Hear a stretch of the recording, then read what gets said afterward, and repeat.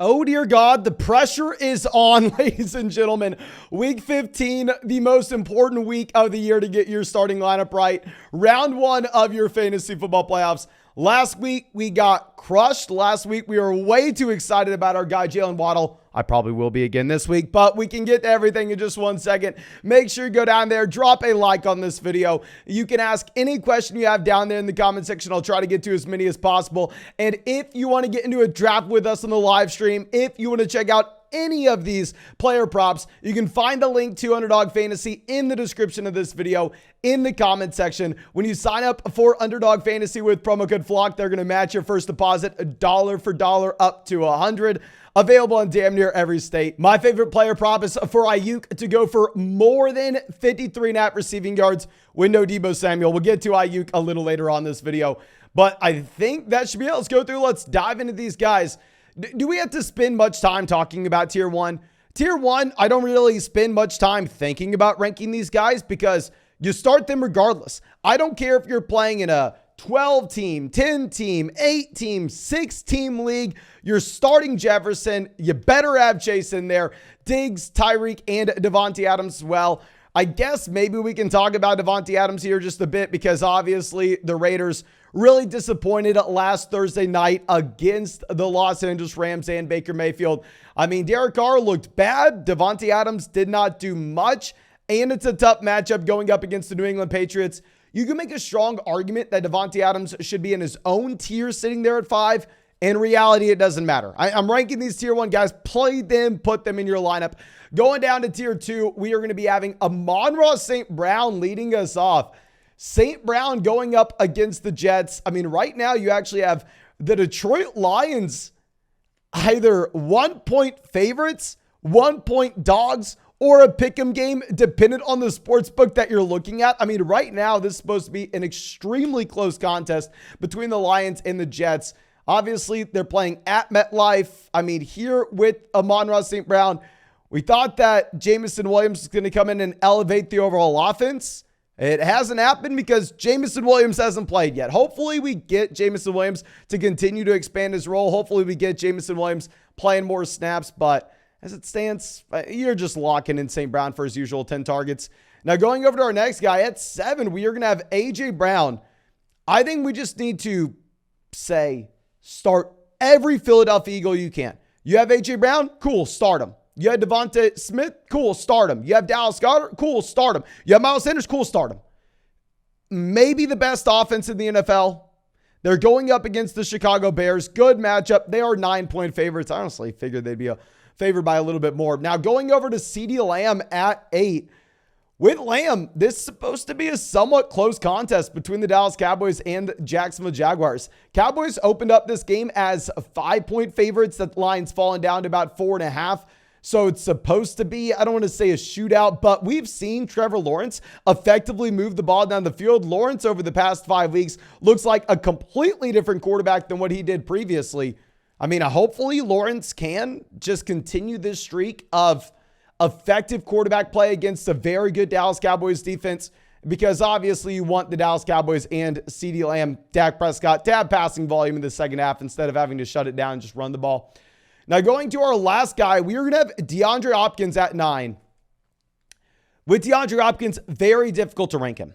It is a very tough matchup against the Denver Broncos. To go along with this, we obviously know Kyler Murray torn ACL. This is going to be something that lingers into 2023. That's for the Dynasty channel. We won't talk about that here. You have Hollywood Brown back in. You possibly have Rondale Moore playing as well. So DeAndre Hopkins at this point is now going to have the most target competition he's seen all year. He's going to have the worst quarterback play he's seen all year, even though Hook'em Horns, Colt McCoy. And he has a very tough matchup. So even though usually we have DeAndre Hopkins sitting there, wide receiver 5, wide receiver 6, I think we definitely have to lower him to the bottom of this tier with everything negatively impacting him. Now going over to our next guy, we are going to have Keenan Allen at 10. Keenan Allen and the Los Angeles Chargers looked phenomenal this past week. Allen had a ridiculous amount of volume playing the Tennessee Titans, where we just saw Trevor Lawrence and the Jags be very effective in moving the ball down the field against the Titans. Lawrence almost had 400 passing yards. Now, Right now, you have the Chargers as about 2.5, 3-point favorites, depending on the sports book. Hopefully, they continue their game plan of let's let Justin Herbert drop back 50 times a game. Let's let Justin Herbert do Justin Herbert things when he has Keenan Allen and Mike Williams both healthy. I mean, I think you have to start him in a full PPR league. Going over to our next guy, I want to put a big asterisk on him. With T. Higgins, monitor the injury reports. I mean, keep in mind, I'm the same guy who ranked T. Higgins as a low-end wide receiver 1 last week. I'm the same guy who told everybody to start T. Higgins last week, and Higgins gave you nothing.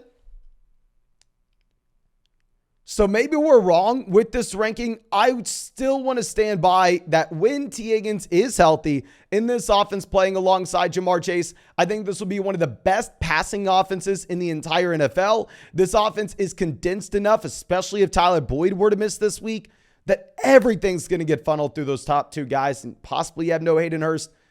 So monitor the injury with T. Higgins, but if he plays fully, we'll have him as a low-end wide receiver 1. Then our next guy, Jalen Waddle. I know most people are going to say we're way too high on Jalen Waddle here. You're probably right. I mean, if we're looking at this, the Bills favored by 7.5 points. You're going to have to monitor the weather because this game's being played in Buffalo. With Waddle, he's been inconsistent.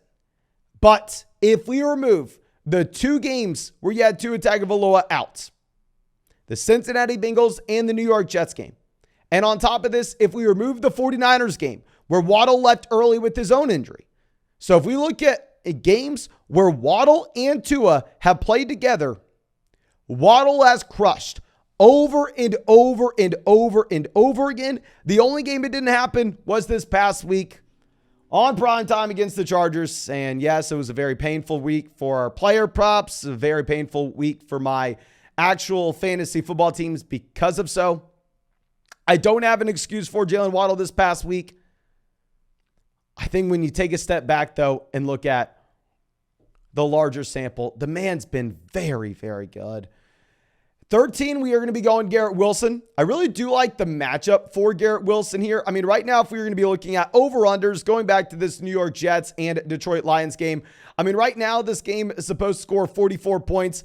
Pretty damn high. I mean, right there alongside some other games like the Dallas Cowboys, Jacksonville Jaguars, Tennessee Titans, Los Angeles Chargers, Bengals, and Buccaneers. We are completely off this New York Jets offense this past week because they were second lowest in the NFL with their implied team total going up against the Buffalo Bills. Should be a much, much better spot this week, however. Now, going over to our next tier, we're going to have Chris Godwin at 14. Another guy we were off of last week because he was having to play the 49ers. It was disgusting. But now you have a much better matchup going up against the Cincinnati Bengals. I'm not full-blown panicking on Tom Brady. I don't think Brady's as good as he once was. I don't think this team has any Super Bowl aspirations at this point. But they should be a lot better than they were last week against the 49ers. We're going to go Olave at 15 as well. Obviously, we didn't get Olave last week, but he is going up against the Atlanta Falcons. Really like the matchup, and we also know that this is going to be a wide receiver that just dominates the targets in his offense. They're playing in the dome as well. And then 16, we are going to be going with Mike Williams against the Tennessee Titans. With Mike Williams, I mean, I think we just have to be all in on Justin Herbert. With Herbert, I think we can clearly see the reason why he struggled earlier on this season is because you had no Mike Williams, you had no Keenan Allen. What the hell were you expecting him to do? Just like we were saying earlier in the year, I think that this offense is legit. Now, our last guy in this tier is going to be Amari Cooper at 17. With Amari, this is the lowest that we have ranked him in quite some time. Good news for Amari Cooper owners is the Cleveland Browns are playing at home. And we know that when the Cleveland's at home, you usually have Amari Cooper with the big game, but Donovan Peoples-Jones dominated targets this past week. We'll talk about him later on. And Amari hasn't been great with Deshaun Watson. I still think he is the wide receiver 1. I still think that he is someone you need to have in your starting lineup, which is why we're going to have him ranked as a mid-wide receiver 2.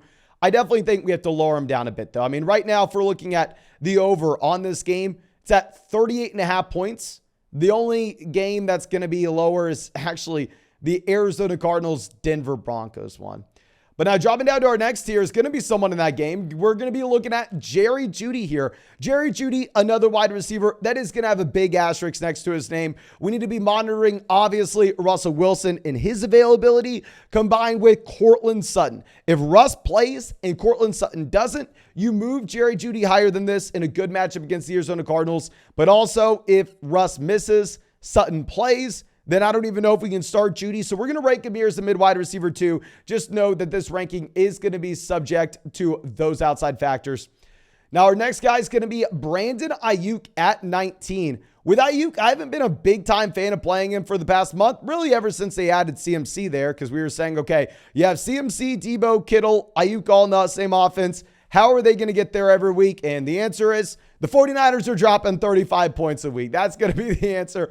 Now, all jokes aside, I think the main thing is you have no Debo Samuel, so you do have those additional targets that can be funneled over to Brandon Ayuk. Much more excited about him this week. Now, our last wide receiver in this tier is going to be Devonta Smith going up against the Chicago Bears. Going back to what we were saying previously, I want every Philadelphia Eagle we can get. With how many points this offense can put up, we want every Eagle you can get. I will say, if Dallas Goedert does come back this week, you have to naturally lower your expectations with the target share of Smith just slightly. I don't think you'll be panicking, though. Now, dropping down to our next tier, some guys that are usually low-end wide receiver ones for us are going to be moved down dramatically. We have Tyler Lockett and DK Metcalf here. I mean, we said it last week. We said it the week prior. We've said it over and over again. Avoid the 49ers defense. Kenneth Walker's usually a top 10 running back for us. We had to move him down to being a mid to low end RB2. Tyler Lockett, Metcalf, usually low end wide receiver ones, high end wide receiver twos. We're having to move him down to be low end wide receiver twos. Like, I just am very, very concerned about this matchup. And then someone else in a very tough matchup, we're going to go Christian Kirk at 23. Christian Kirk going up against the Dallas Cowboys. You don't love it, especially if Evan Ingram and Zay Jones continue to see the target share that they've had. Now, our last guy in this tier will be Mike Evans at 24. Better matchup against the Cincinnati Bengals than we had last week against the 49ers. But even outside of that game, Evans has really struggled as of late, where I think we had to have him, tiers below Chris Godwin at this point. But now dropping down to our next tier, I already know that everybody's going to be screaming, where is Christian Watson? Where is Christian Watson? This man forgot Christian Watson. Christian Watson's at 25. I want to have Watson higher than this. With how many best ball leagues I have Christian Watson in, I am really hoping that Christian Watson comes out and gives us what we've had over the past month. The most efficient wide receiver play I've possibly ever seen. From what he's done on a per target standpoint, he is absolutely absurd. Let me go ahead and let me pull up my Twitter because we tweeted something funny out the other day regarding Christian Watson and this level of efficiency. I mean, the man just has had so few receptions. 15 receptions, 462 total yards, and 8 touchdowns. He said 8 touchdowns and 15 receptions. I'm rooting for the guy. I don't know if this can keep up. It's a good matchup against Los Angeles, though. You may get Romeo Doubs, Allen Lazard, Randall Cobb all playing in this game, which will be the first time all those wide receivers have been together with Christian Watson. I'm rooting for him. I hope that he finishes higher than this. It's just hard for me to end up putting him ahead of someone like Evans, Kirk, DK Metcalf. Now, our next guy in this tier is going to be Juju Smith-Schuster. Juju actually dominated the targets in Kansas City this past week. Going up against Houston, I mean, right now, you actually have the Kansas City Chiefs with the highest implied team total sitting there at about 31.75 points. Now, with Juju, I think we need to somewhat monitor Kadarius Toney. I don't think Toney was ever going to play ahead of Juju. But if he does come in, he'll just take a few targets away from him. You've had some inconsistent play with Juju Smith-Schuster, but he's a part of an elite level offense. And then we're going to go Terry McLaurin at 27. McLaurin coming off the bye. I want to have McLaurin higher than this, but the question is, who do you put him ahead of? Going up against the Giants, are you putting McLaurin ahead of Juju? Christian Watson? I mean, you can easily do that. They're in the same tier. But are you really putting him ahead of Mike Evans, Christian Kirk, Tyler Lockett, DK Metcalf? Maybe you're saying, yes, Mason, we have to. Look at the points per game. He hasn't been close to those guys so far this year. I mean, those other guys have been well ahead of him so far this season.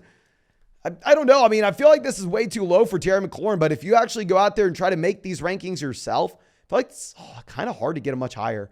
And then we're going to have Hollywood Brown at 28. Hollywood, tough matchup going up against the Denver Broncos. Possibly have Rondale Moore in. We obviously have no Kyler Murray. Just going to be a tough spot. Michael Pittman at 29 actually does have pretty damn good matchup. I mean, going up against the Minnesota Vikings, the Vikings have had a horrendous defense so far. You know what? We should probably have Michael Pittman at 28, 27, 20. We should have Pittman at the top of this tier. In reality, I just want to make sure that we have these tiers correct, and I don't think we should be moving Pittman ahead of someone like Kirk. And then dropping down to our last tier, we're going to be going with Donovan Peoples-Jones at 30. Dominates the targets this past week, but that is supposed to be a very low-scoring game against the Baltimore Ravens. I mean, it's very difficult to rank these wide receivers in the low, really 21 through 30. I feel like all these guys should be higher, but there are just so many quality wide receivers now that we're really not dealing with many injuries and every team's through the bye. So let me know what you're thinking. I mean, I want to have a few of these names higher. It's just hard. And then some guys that didn't even make the list that I'd like to have on here. I mean, we're missing Gabe Davis, Deontay Johnson, Treylon Burks, DJ Moore, Drake London. Like 30's a hard cutoff to get to. I mean, there are a lot of great wide receivers this week. Hopefully, if you're in the playoffs, you're not having to start the guys at the very bottom there. But I think that should be it. Again, thank you so much for being a member of the flock. Thank you for supporting the channel. If you have any questions, drop them in the comment section. Drop a like on this video. If you want to get in a draft with us on the live stream, if you want to check out any of these player props, you can find the link to Underdog Fantasy in the description, in the comment section. They'll match your first deposit dollar for dollar up to $100 with promo code FLOCK, and it's available in damn near every state. But thank you again. I appreciate you. I hope you have a great day, and hope we get to see you with the live stream tonight.